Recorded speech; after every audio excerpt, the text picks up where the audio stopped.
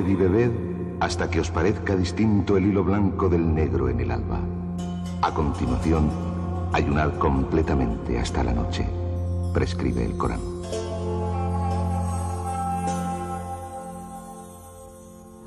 Ramadán, la dustez. Ramadán, la dulzura. Horas y horas de espera en contenida tensión hasta el difuso clamor de la ingestión colectiva. Ejercicio diario de la voluntad.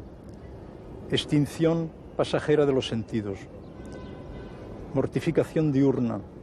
Castigo solar, aguardando la emergencia del cuerno lunar o su diáfana plenitud nocturna.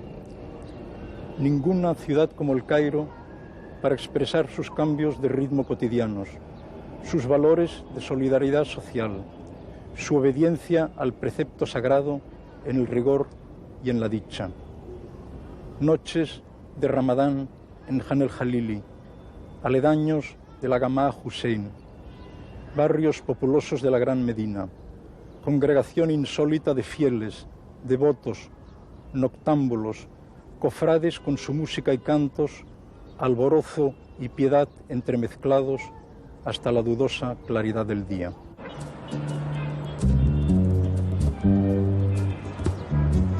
El más conocido de los Arkan ed-Din, o 5 pilares del Islam, ha sido objeto desde hace siglos de especial curiosidad por parte de los viajeros y escritores occidentales. El ayuno de los musulmanes, explica Ali Bey, es el 4º precepto divino. Consiste en no comer, beber, fumar, ni aun oler los aromas o frutas, y observar perfecta continencia, desde el momento del fexer, antes de salir el sol, hasta que se pone, durante los 29 o 30 días del mes de Ramadán.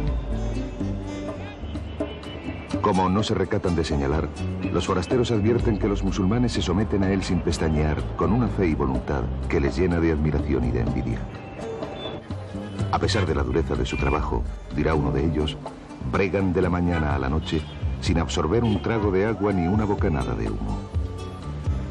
A diferencia del catolicismo y sus confesiones, a quienes por dinero exime del ayuno, escribirá otro, el Islam iguala a ricos y pobres en el hambre y fortalece los sentimientos de identidad de los creyentes y de su pertenencia a una misma comunidad. La obligación de ayunar se extiende en efecto a todos los musulmanes mayores de edad, en pleno uso de razón y libres de impedimento y excusa. No abarca, por tanto, a los niños, dementes, enfermos, ancianos débiles, viajeros, mujeres embarazadas, ni a las que se hallan en periodo menstrual, ni de puerperio. La creencia popular, mantenida todavía en Europa, de que la referencia al hilo no es simbólica sino real, y la refutación de la misma, se remontan a la vida del profeta. En un aladice famoso, se cuenta que Sal Saad preguntó a Mohammed cuál era el significado de la aleya. El hilo blanco, respondió, es la blancura del alba. El hilo negro, la negror de la noche. En otras palabras, el ayuno ha de comenzar al despuntar la ceja blanquecina del alba, antes de que aparezca la rojez de la aurora, y concluir al extinguirse la luz vesperal, luego que el sol trasmonta. Sin embargo de ello, algunos beduinos y montañeses de zonas remotas y agrestes siguen la práctica ancestral de atarse 2 hilos a un dedo conforme a la letra del texto.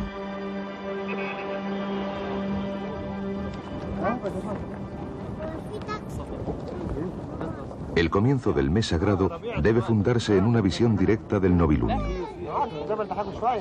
Aunque el cálculo astronómico puede fijar el momento exacto del nuevo mes lunar, los jurisconsultos musulmanes no reconocían hasta fecha reciente su valor, sino a título indicativo. Lo esencial seguía siendo la visión ocular. Así, la noche 29ª del precedente mes de Sha'ban, observadores destacados en distintos puntos estratégicos de las principales ciudades del mundo islámico estaban al acecho del novilunio y corrían a comunicar su dictamen, ya por consenso, ya por el testimonio de algunos de ellos. Esto ocasionaba a veces confusiones y fenómenos de sugestión colectiva evocados por los cronistas árabes. Hoy día, los medios de información de masas permiten difundir rápidamente la noticia en el ámbito estatal de los diversos países, si bien la diferente situación de los mismos en el meridiano terrestre determina que las fechas de comienzo y final del ayuno no coincidan entre estado y estado. Dado que el año lunar se compone solo de 354 días, la cronología musulmana cambia anualmente respecto a la cristiana. El Ramadán avanza 11 o 12 días y da la vuelta al año solar cada 31 o 32 años.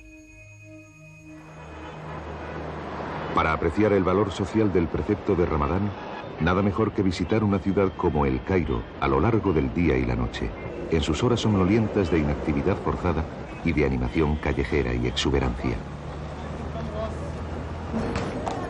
Las calles, habitualmente bulliciosas, se vacían poco a poco como si una amenaza nuclear o epidemia misteriosas hubieran puesto a sus habitantes en fuga. El tráfico endiablado amengua y los choferes conducen deprisa, ansiosos de llegar a sus casas. Durante un lapso se oye tan solo el rezo del Corán transmitido desde los altavoces a una ciudad aparentemente dormida. Los escasos peatones se apresuran con sus compras, mientras los dueños de cafés y figones de los barrios populares distribuyen platillos de dátiles y ensaladas sobre las mesas de los clientes a quienes la ruptura del ayuno pilla de viaje o lejos de sus domicilios. Son minutos de espera y ansiedad contenida, al acecho del altavoz de la aljama. Sir Richard Burton, el traductor de Las Mil y Una Noches, nos refiere así sus impresiones hace más de un siglo. La gente empieza a asomarse a ventanas y balcones para otear el instante de su liberación. Hay quienes rezan o pasan las cuentas de sus rosarios. Otros matan el tiempo reunidos o de visiteo.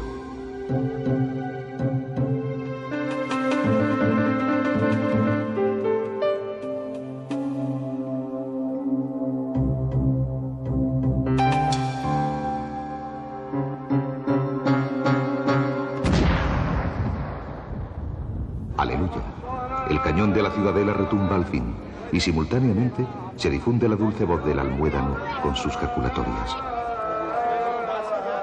¡Al-Iftar! ¡Al-Iftar!, clama el gentío, y una explosión de regocijo se extiende por la ciudad.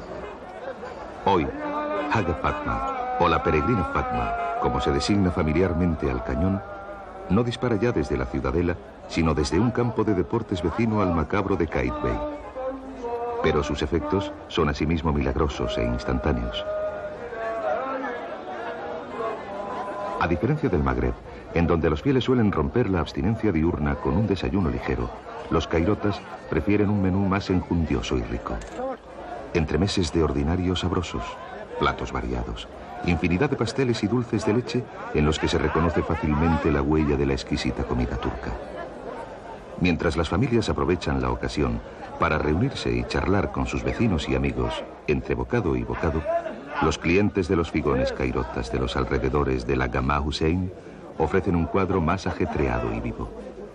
Parejas con su prole, soldados voraces, compadres que despachan velozmente las bebidas y manjares que les sirven los camareros en medio de una increíble confusión de voces, llamadas y risas.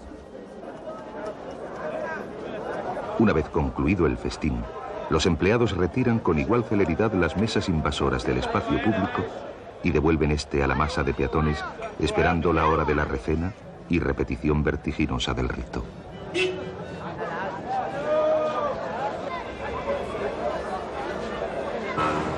Al silencio y tensión de las últimas horas del día, sucede una atmósfera de euforia y locuacidad.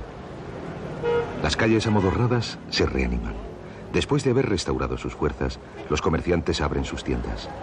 El tráfico, pasajeramente fluido y fácil, deviene denso y anárquico. Las aceras son ocupadas por un ruidoso ejército peatonal, sin grados ni jerarquías, manifiestamente excitado y dichoso. Los cafés de Han el Jalili y los alrededores de la mezquita de Hussein se llenan de ociosos, paseantes, familias, apacibles fumadores de narguile. El humor festivo de la expansión nocturna compensa los rigores del día transcurrido y abre un paréntesis de alegría hasta el disparo de cañón del alba.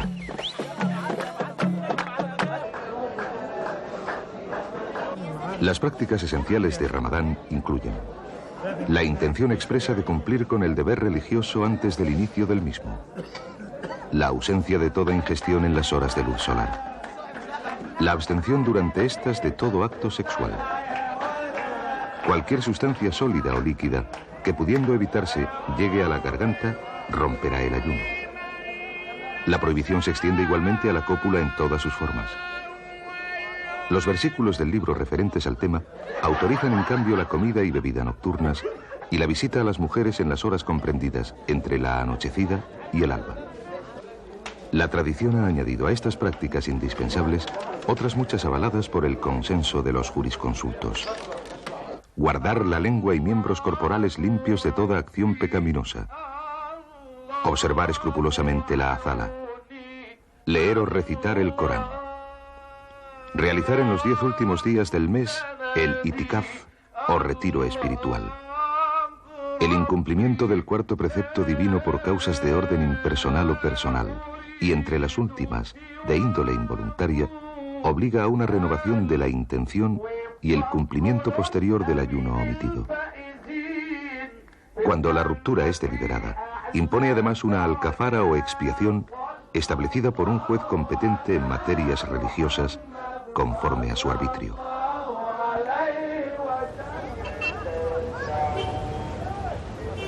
Durante Ramadán, los musulmanes piadosos acuden a las mezquitas a rezar las plegarias del mes sagrado después de la al-Isha u oración nocturna.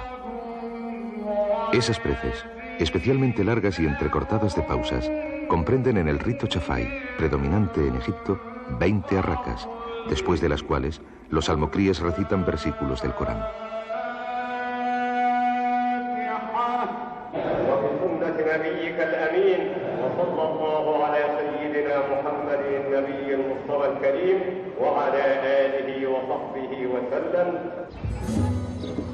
Las mezquitas de El Cairo no son simples lugares de oración y retiro espiritual.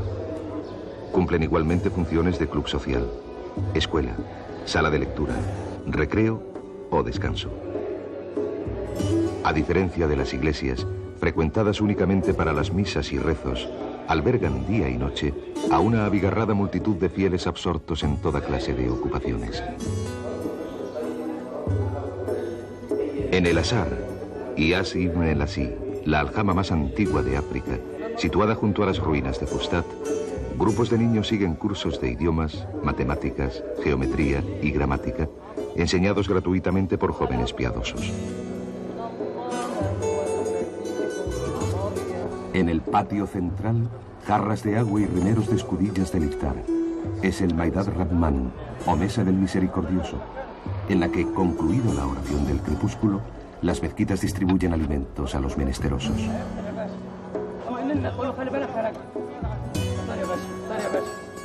La ceremonia, sencilla y digna, se repite en centenares de puntos de la capital. Emulando en solidaridad con las aljamas y oratorios, numerosos comerciantes y familias colocan sus propias mesas en las aceras o ponen vasijas y vasos a disposición de los sedientos.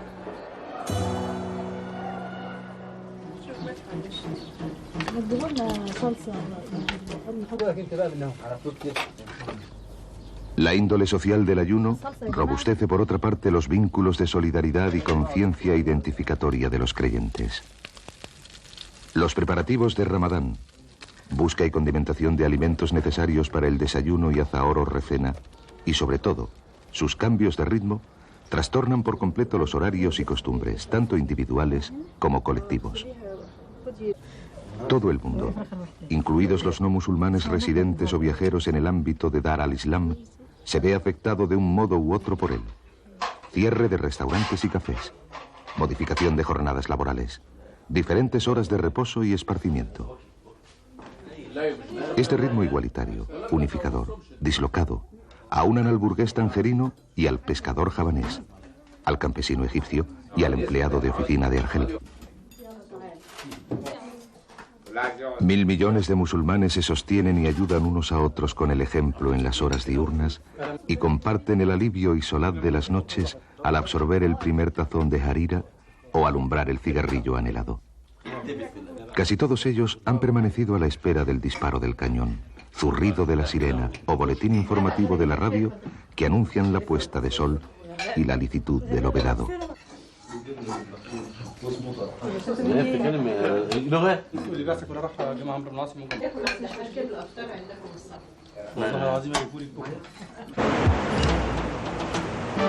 La ausencia de esta dimensión modélica, aglutinadora, otorga al ayuno de los musulmanes inmigrados en países no islámicos un suplemento de valor, un mérito casi heroico.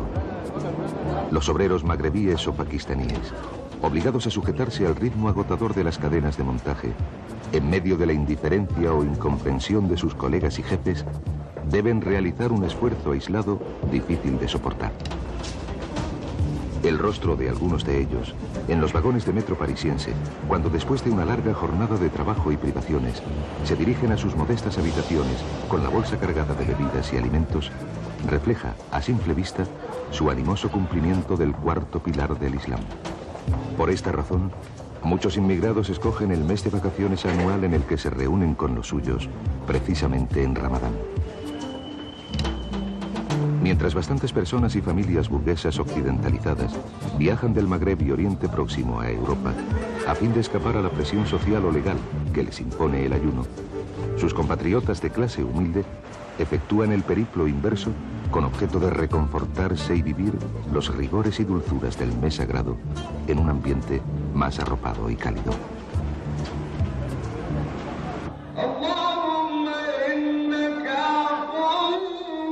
La tradición religiosa islámica aconseja el retiro espiritual en las 9 últimas noches del mes sagrado.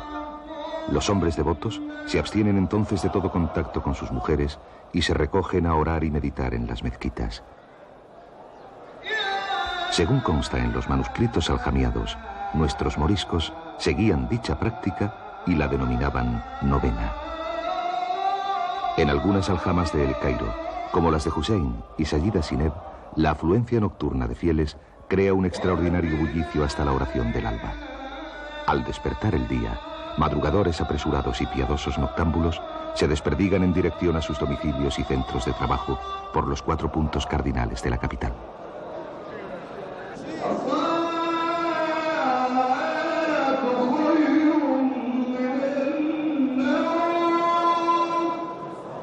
La oración del alba en la Gama Hussein aventaja a las demás en emoción y grandeza.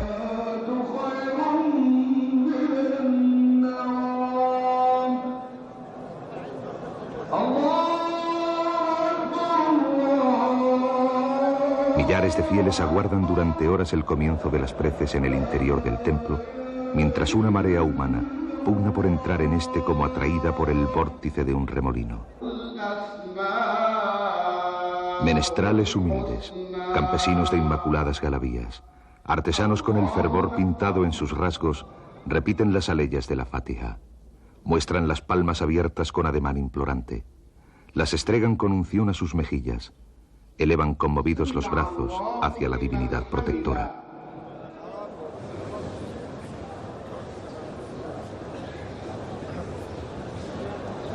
Allahu Akbar.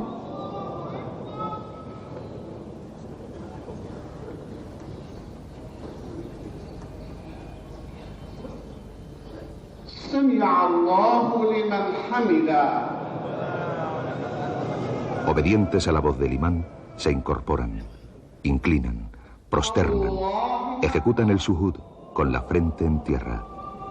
Cumplen las arracas con sobrecogedora prontitud y energía. Allahu Akbar.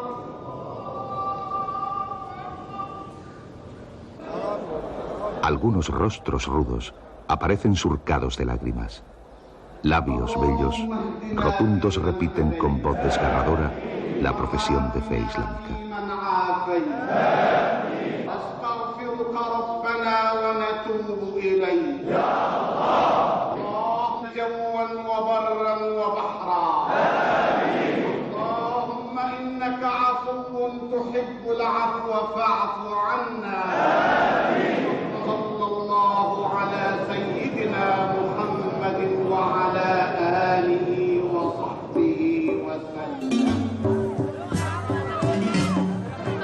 Las últimas noches de Ramadán, el Cairo desborda de nocherniegos. Acomodados con sus teteras sin árgiles, en las improvisadas mesillas de las aceras laterales de la mezquita de Hussein, escuchan la música de los cafés, las loas populares en honor del profeta y del imán mártir.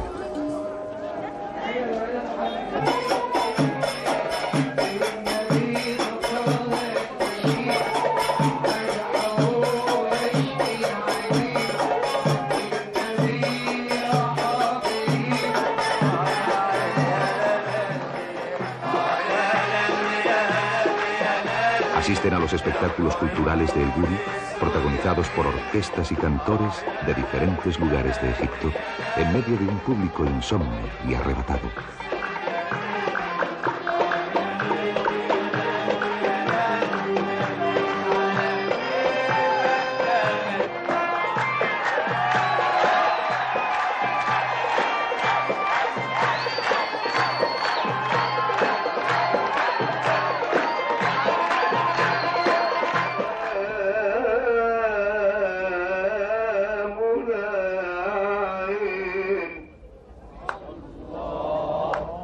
Se congregan bajo los toldos de tapices y alfombras multicolores a atender a una prédica religiosa o acompañar las jaculatorias y danzas extáticas de las principales cofradías sufíes, cuya cadena iniciática se remonta a veces hasta famosos santos del Sudán o Marruecos.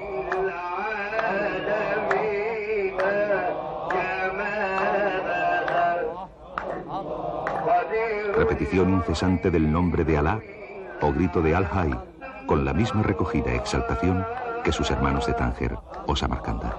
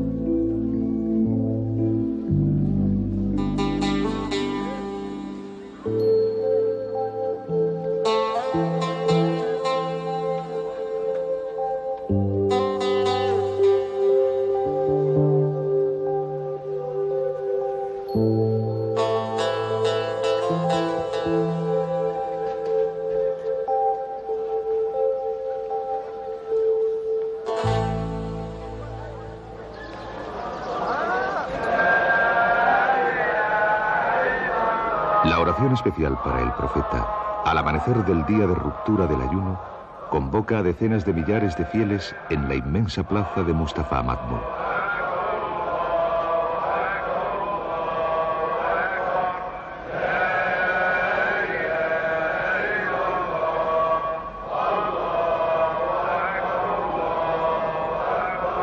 Ceremonia frecuentada por creyentes de todas las clases sociales, atrae especialmente a las élites religiosas urbanas ajenas a la efervescencia mística de las preces de Hussein y Sayyida Zineb. Los rezos, disciplinados y adustos, revelan una vivencia religiosa más íntima, menos espontánea y expansiva que las de las masas populares egipcias, víctimas de la marginación y los atropellos e injusticias de la modernidad.